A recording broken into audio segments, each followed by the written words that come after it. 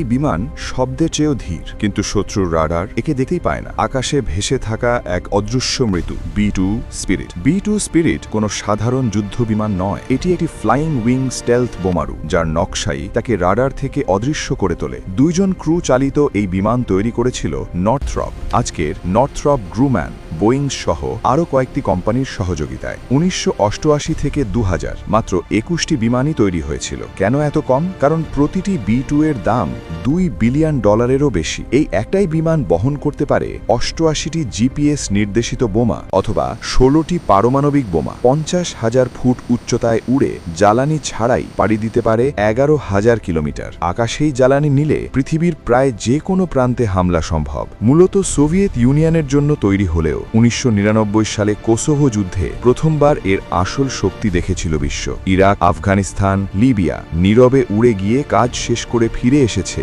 B-2। আজও সচল আছে মাত্র 19টি B-2। 2032 সালের পর জায়গা নেবে B-21 রেইডার, কিন্তু ইতিহাসে B-2 স্পিরিট থাকবে সবচেয়ে দামি, সবচেয়ে নীরব আর সবচেয়ে ভয়ঙ্কর স্টেলথ বোমারু বিমান হিসেবে।